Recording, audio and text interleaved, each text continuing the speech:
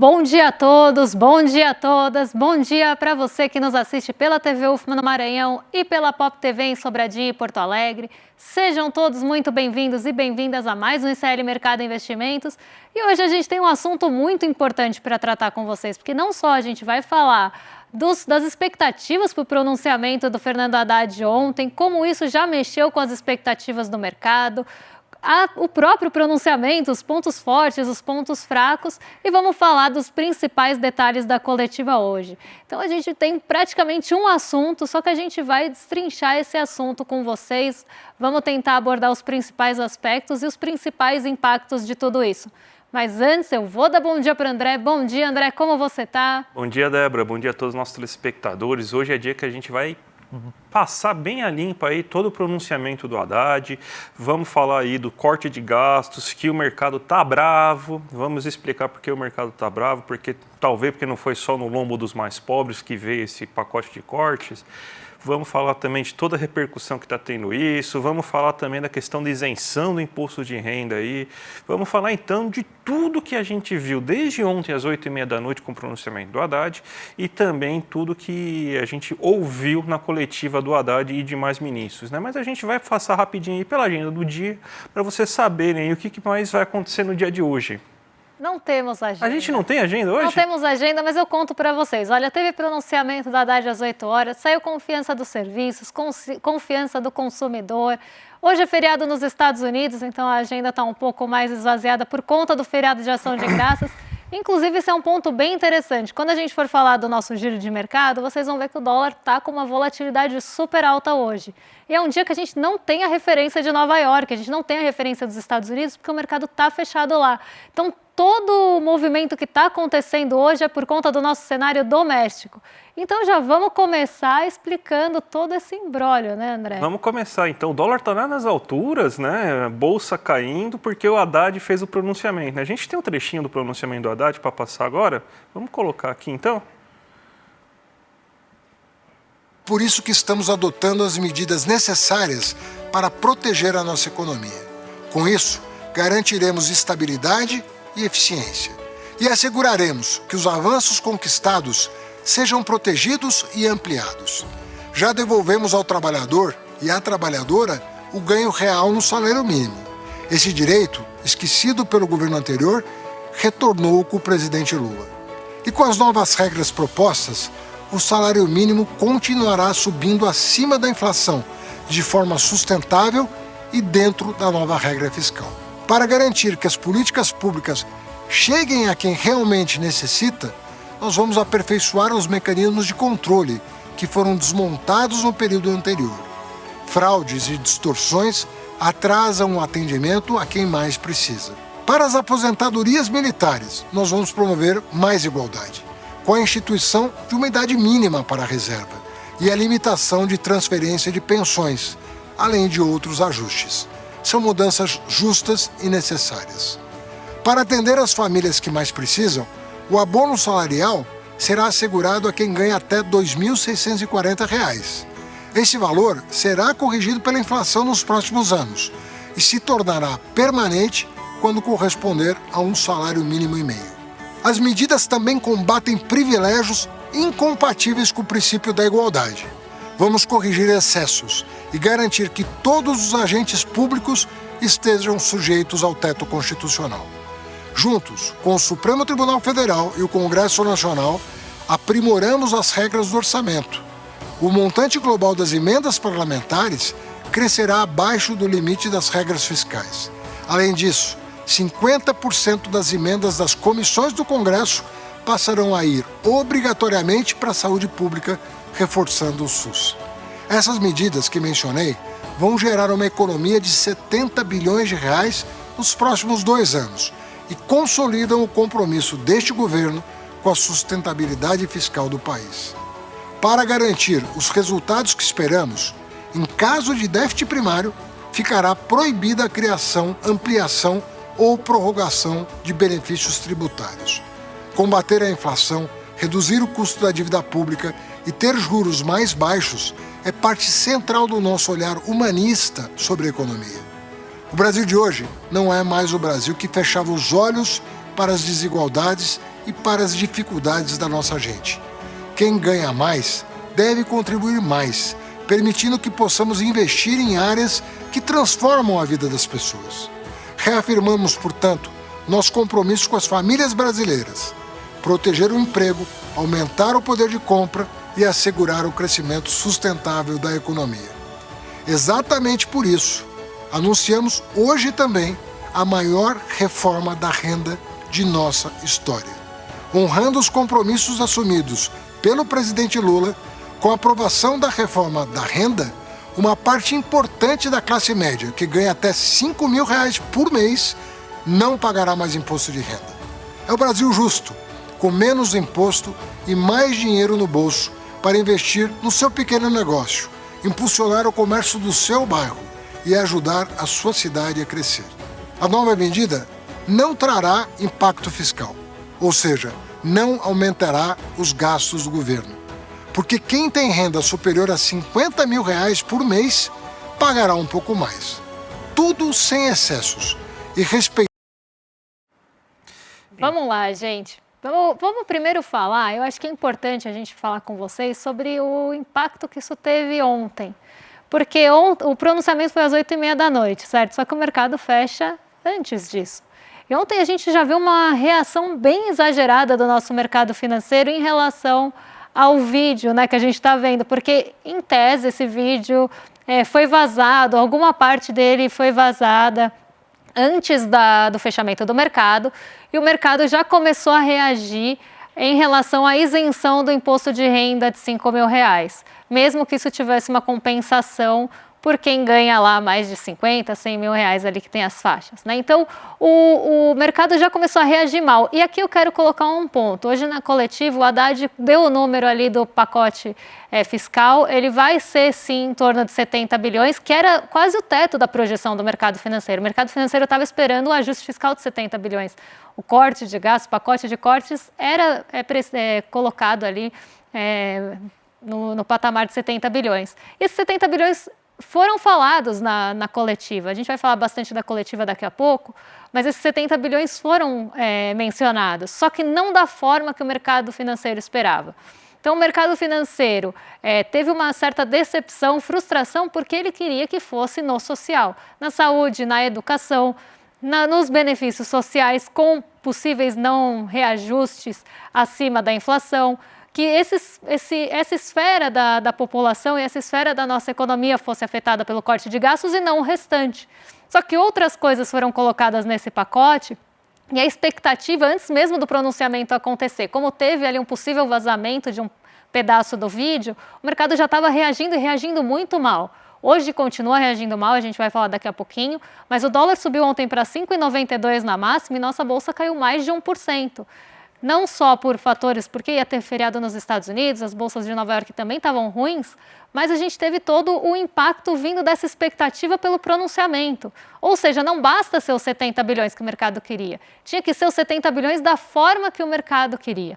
Eu acho que é esse ponto que a gente tem que ter muito em mente e entender para conseguir também entender essa reação ontem. Os juros futuros foram para 14% dos vencimentos mais curtos. Começaram a projetar uma alta de Selic na próxima reunião do Copom de 1%, 14% no fim do ano que vem. Então, a gente tem que entender esses movimentos e essa pressão vinda do mercado financeiro, porque não basta, então, cumprir o déficit. Aí a gente tem que pensar, se o problema é fiscal, o mercado é tão fiscalista, mas será que ele é um fiscalista seletivo? Porque não basta ter os 70 bilhões ali cumpridos, tem que ser do jeito que se quer e principalmente nas populações mais vulneráveis, nas populações mais fragilizadas, que dependem desses benefícios, que dependem mais, o Estado precisa ter um papel um pouco mais atuante em relação a elas, porque aí é muito fácil, né? Você só coloca essas pessoas na conta e deixa todos os outros benefícios ali caminhando livremente, e os benefícios tributários foram, inclusive, colocados na coletiva também, a gente vai falar daqui a pouquinho, mas André, quais você destacaria os pontos fortes, pontos fracos desse pronunciamento antes da coletiva? Eu achei um pronunciamento bem ousado, né? Porque ele mexeu em alguns vesperos que eu acredito que o governo até agora não teve coragem de mexer nesses vesperos. Primeiro ponto, a questão dos supersalários, que é muito popular para a população, né? Então é um assunto que tem muita força entre as pessoas, mas que tem uma resistência muito grande no Congresso. A aposentadoria dos militares, mesma coisa, não tem apoio no Congresso, os militares sempre têm mal-estar, né? Então sempre aquela sugestão lá para eles tomarem um Buscopan, porque nunca vi tanto mal-estar em qualquer coisinha que acontece com eles. Então você está mexendo com juízes, com militares, é uma casta muito elevada, com pessoas que recebem um salário bem elevado, né, 50 mil reais por mês, 600 mil reais por ano. É uma parcela muito pequena aí da população, prometendo essa isenção e fazendo cortes sim no social, mas cortes bem menores do que estava sendo esperado pelo mercado e mostrando assim que todo mundo teve que, já que é tão importante esse corte, então todo mundo vai participar, todo mundo vai fazer seus sacrifícios.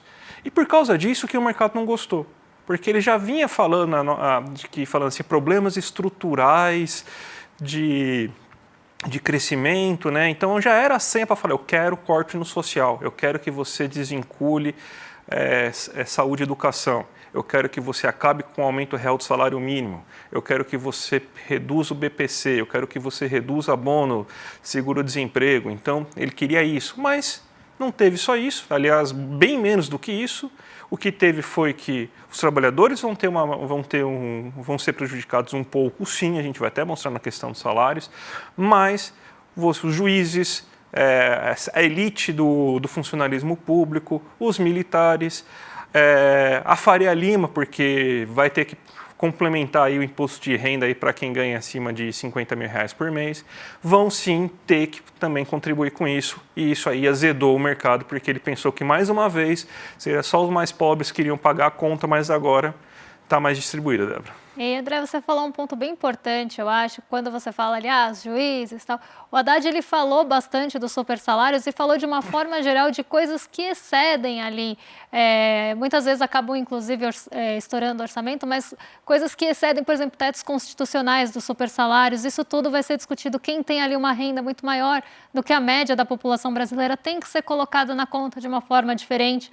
E aí a gente vai falar um pouco mais tarde, mais para o fim do programa, sobre essa questão da compensação, né? Como é que fica essa compensação? Mas vamos começar aqui pelo salário mínimo, já trazendo alguns pontos da coletiva, porque esse é um aspecto bem importante para a gente tratar com vocês, né, em relação ao reajuste do salário mínimo, porque muda ali a forma do reajuste, cumprindo as regras do arcabouço fiscal. Não é uma grande novidade, porque o salário mínimo vai ser colocado dentro dos limites do arcabouço fiscal. Então, o Haddad até falou na coletiva, né, quando a gente tiver um ano não tão bom, o reajuste do salário mínimo vai ser ali em torno do 0,6%, que é o mínimo garantido ali para reajuste acima da inflação, e que a gente teria ali num ano melhor, vamos pensar assim, de crescimento, você teria uma limitação de 2,5%, provavelmente até um pouco menor, para garantir que esse reajuste seja anticíclico. Então, quando a gente tiver um crescimento não tão bom, você consiga garantir esse salário mínimo acima da inflação. Só que aqui é um ponto que a gente tem que pensar, porque atualmente o salário mínimo ele é reajustado em relação aos anos anteriores de crescimento. Então, a inflação mais os anos anteriores. Claro, a gente ficou um tempão com o salário mínimo bem estagnado, né, sem governos anteriores, sem nenhum reajuste. Mas aqui a gente tinha esse salário mínimo mais a inflação e considerando o crescimento aí, e a regra proposta é que ele entre nesses limites do arcabouço fiscal, limitando um pouco esse ganho real do trabalhador e dessa vinculação do salário mínimo. Então, eu acho que tem uns pontos importantes para a gente levar aqui, né? Até eu acho que seria interessante a gente colocar o gráfico para a gente já mostrar como que seria a situação, né? Essa situação do governo anterior, do governo Bolsonaro e Temer, né? Ele, na verdade, não seria nem essa, né? Porque lembrando que o Paulo Guedes falou que não ia ter aumento real do salário mínimo, né? Mas vamos fingir que ele ia dar. Então, seria essa a situação. A situação da regra atual é essa linha em vermelho. E a situação da regra do arcabouço é essa linha aqui em um azul meio cianeto, né? Mais ou menos, né? Mas essa linha aqui, essa segunda linha.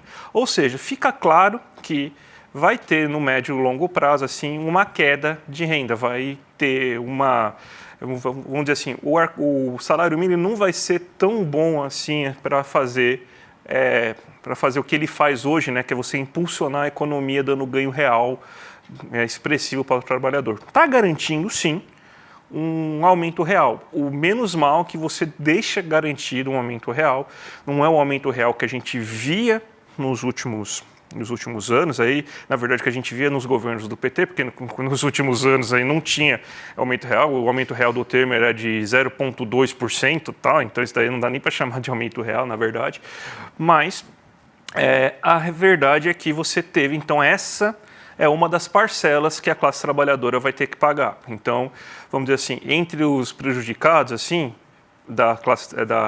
de quem vai sofrer aí com os cortes, essa aí vai ser a primeira parcela. Tem também os benefícios do BCP, que a gente vai tratar um pouco mais, que é outra parte aí também que vai ser a parte que vai prejudicar o trabalhador brasileiro, mesmo que a gente vai dar o spoiler já que no final você vai ter aquele incentivo, a isenção do imposto de renda, Débora. E aqui um ponto importante, aqui, se a gente fosse destrinchar, eu acho, todos os aspectos falados na coletiva, que foi longa, a gente precisaria do mínimo uns 2 programas. Talvez a gente continue amanhã falando desse assunto, a depender aí da agenda, até porque a gente tem bastante feriado, pouca movimentação, então muito vai recair em cima justamente desse pacote tão esperado. Mas um ponto que até nossa audiência está com dúvida aqui no chat, eu vi vários comentários em relação a isso fora da nossa audiência, é em relação à isenção do imposto de renda, porque eu até vi alguns comentários, vai diminuir o imposto, vai aumentar.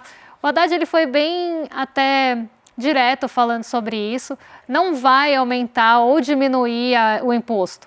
Não é que você vai ter ali um aumento de imposto, uma diminuição de imposto, você vai redistribuir essa cobrança de imposto, porque hoje é muito concentrada, inclusive nas rendas menores, As rendas maiores, quem tem renda muito alta no Brasil, dá um jeito de não pagar imposto. É isso que a gente tem que ter em mente também.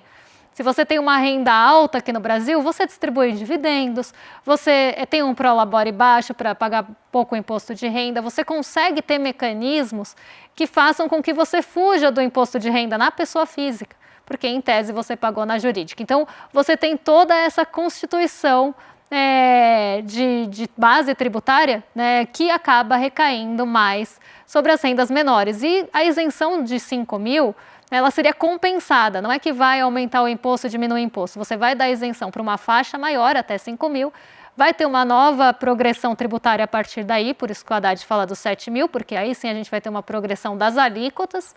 E quem ganha ali mais de 50 mil, que daria 600 mil no ano, teria essa aplicação de uma alíquota efetiva, porque para quem declara imposto de renda, vê lá, eu fui tributado 27,5 na fonte, aí teve as deduções entraram, minha alíquota efetiva no final foi menor, por isso que a gente paga imposto ou restitui lá no final. Então você tem a sua alíquota efetiva depois de tudo deduzido e depois considerado que você já pagou. Essa alíquota efetiva, em muitos casos, principalmente quando a gente está falando em rendas maiores, fica ali baixa ou até não paga, tá, gente? Tem gente que não paga mesmo o imposto de renda da pessoa física porque consegue trabalhar com mecanismos tributários para que se reduza essa alíquota efetiva. E aí, é aí que vai entrar essa tributação dos 10%, que somaria tudo que a pessoa recebeu, aluguel, dividendo, salário, prolabore, enfim, tudo que ela recebeu, e em cima disso seria calculada a alíquota efetiva. Vamos passar um vídeo curtinho aí para vocês do Rui Costa falando justamente sobre isso, respondendo a um jornalista que estava querendo que fosse cortado no social, e uma parte ele fala justamente dessa regra tributária. É pertinente se nós vamos dialogar com o Congresso sobre isso. E o ajuste da renda, eu queria insistir, a Haddad falou das isenções, porque o mercado não se incomoda tanto, às vezes, quando o governo deixa de arrecadar 30 bi de previdência, porque alguns não querem pagar a previdência dos seus funcionários.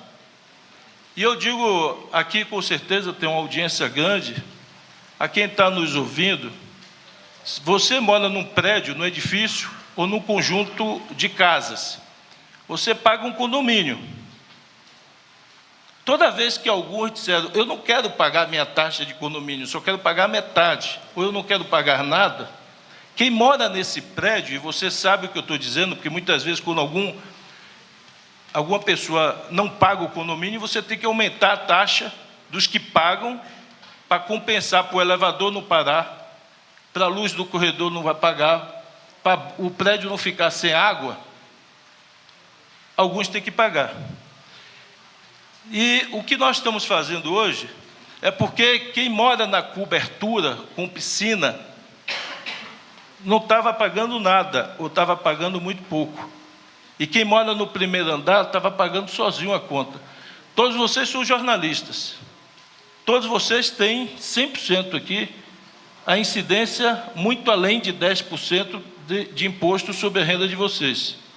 A alíquota efetiva, a alíquota nominal de alguns pode ser até 27%, mas a efetiva vai ser menor do que 27%. Mas todos, com certeza absoluta, têm uma alíquota líquida, efetiva, acima de 10%.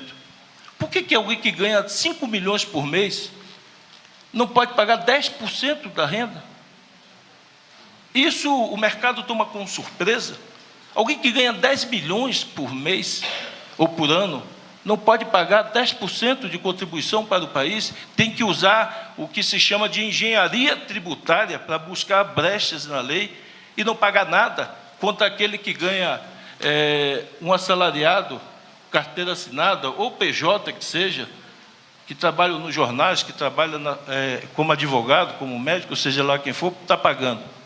Então, o que se está buscando aqui é um país mais justo, onde todo mundo que mora no condomínio pague a taxa de condomínio, para não faltar luz, para não faltar água, para não faltar elevador. É disso que está se tratando.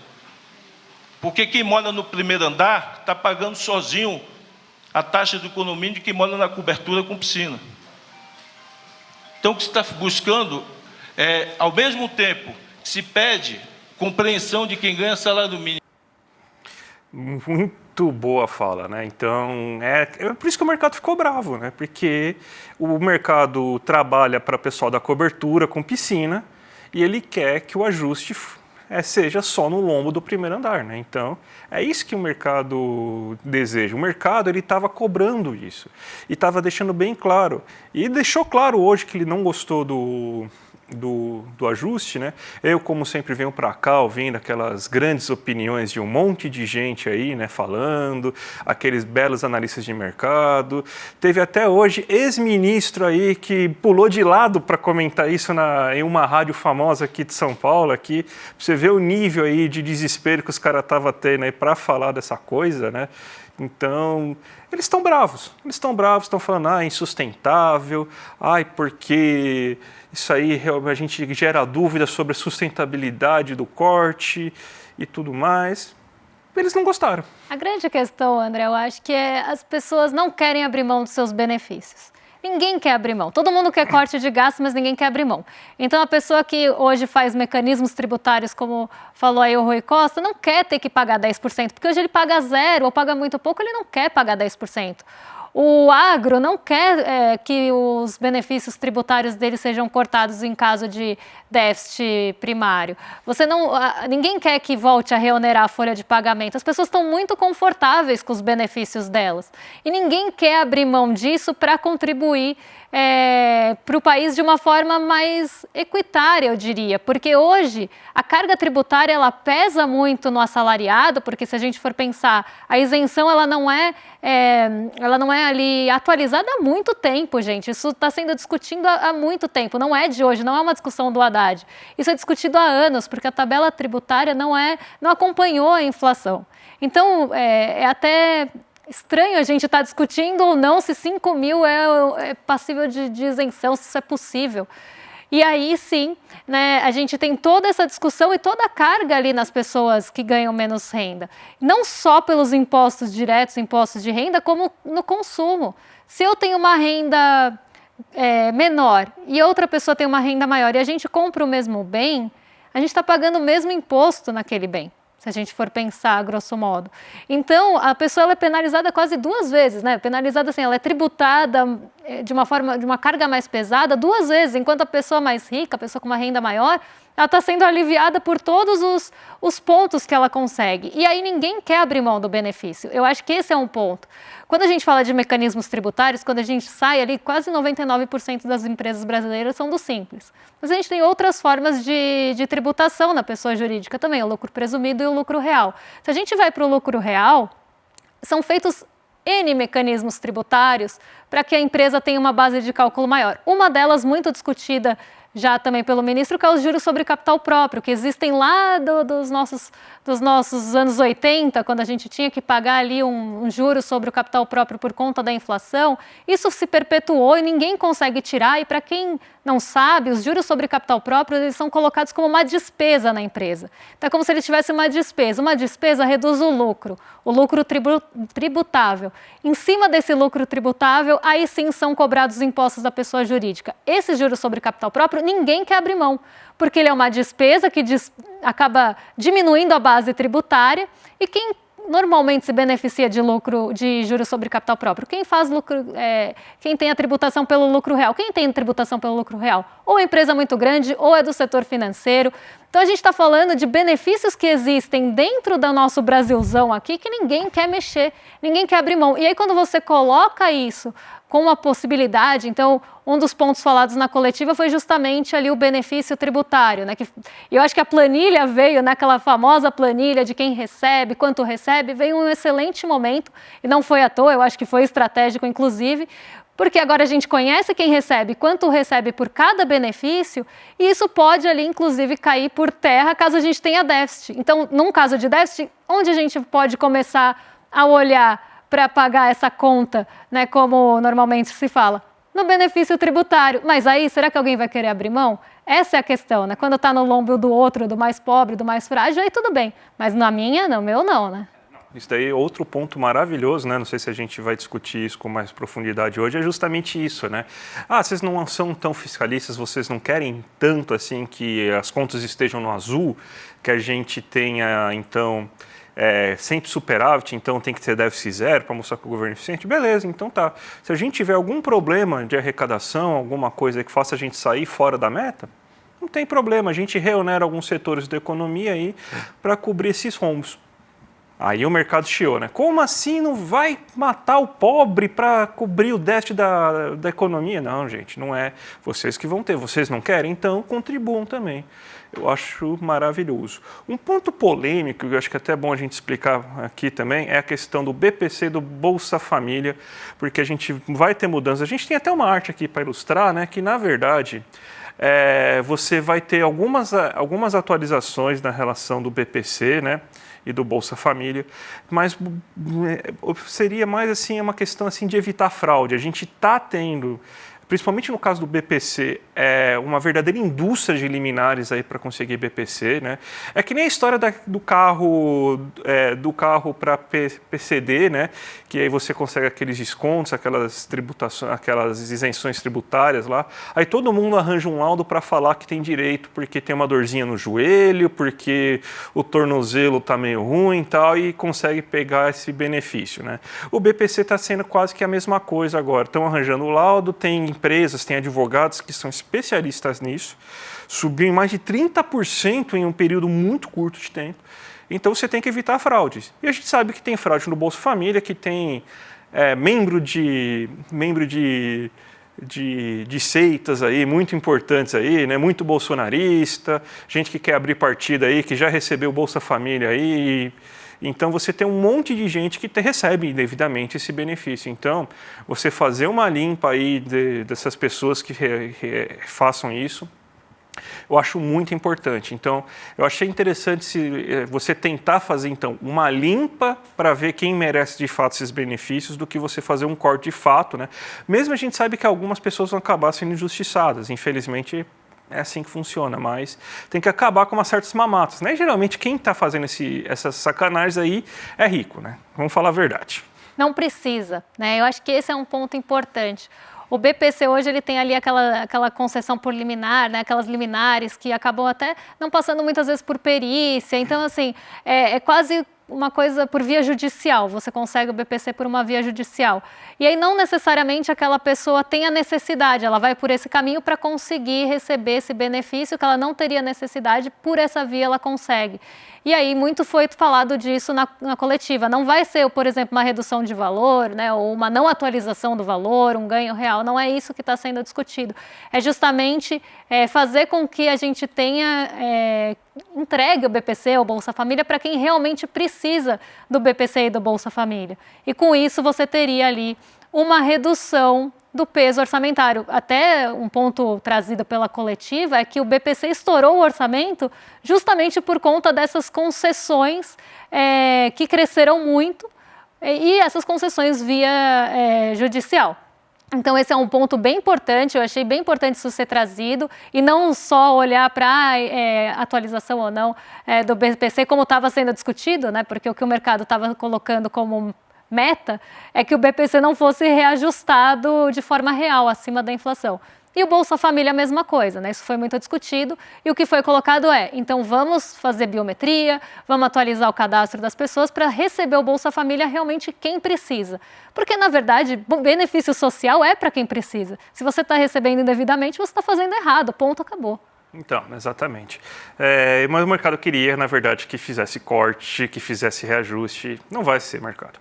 Débora, metade do programa vai ficar para amanhã, porque, olha, tem coisa para a gente falar. Não falamos de super salários, não falamos detalhamento. A gente citou, né, mas não tem detalhamento ainda de super salário. A gente tem ainda coisa para explicar em relação ao programa Brasil Justo, explicar tintim por tintim como que vai funcionar, principalmente os 10% para quem ganha R$600 mil por ano. Então, tem bastante coisa que ficou para amanhã, então já aproveita aí que vai ter análise do pacote do Haddad, parte 2 amanhã. Vamos chamar então aí, porque hoje à noite tem o lançamento da nossa pós aí, que já tem nome, inclusive, Repensando o Brasil, Sociedade, Política e História. Vai ser uma pós aí maravilhosa, aí, reconhecida pelo MEC, vai ser em parceria com a FESP, aí, que é uma instituição assim, muito respeitada, muito antiga. Vai ser hoje às 8 horas da noite. Então se inscreve aqui, clmercado.com.br, para saber aí de tudo, quem vai dar aula, nessa conversa com o Gessé e com o Eduardo. Daí você também já vai ter condições especiais para fazer a matrícula. Então, gente, imperdível. Entra aqui, icl.com.br, vai ter a pós aí reconhecida pelo MEC, tá certo? Vamos entregar então agora para o rolê? Vamos entregar para o rolê. Rolezeiros, não fiquem bravos, não fiquem ansiosos, porque agora vocês já estão com o Guga Noblar e com o William De Luca na sequência. A gente volta amanhã com a parte 2 para esclarecer de fato aí, o resto que tem para falar do novo pacote aí, fiscal e todos os ajustes. Um beijo e até amanhã, pessoal. Até amanhã, gente. Tchau, tchau. Chegou o grande dia e quem disser que não está ansioso nem nervoso está mentindo, porque para sempre vai ser o dia em que o ICL lançou a sua primeira pós-graduação, reconhecida pelo MEC e logo em parceria com a FESP, né? Uma das maiores escolas do país, onde estudaram Sérgio Buarque de Holanda, Darcy Ribeiro e tantos outros nomes tão importantes pra gente. Hoje à noite, às 8 horas da noite, a gente vai fazer todos os anúncios das pós-graduações do ICL. Já tô falando até no plural, então você já tem até um spoiler aí. 1 hora antes das 8 horas da noite, você vai receber no e-mail que você cadastrou um link para clicar e já entrar na sala de espera. Ou pelo grupo de WhatsApp, se você estiver no grupo de WhatsApp, o mesmo link. Vambora, e quando receber, aproveita e manda para os seus amigos e amigas para todo mundo poder participar também. Ninguém pode perder e vocês vão gostar muito do que vocês vão ouvir. Um abraço e até de novo.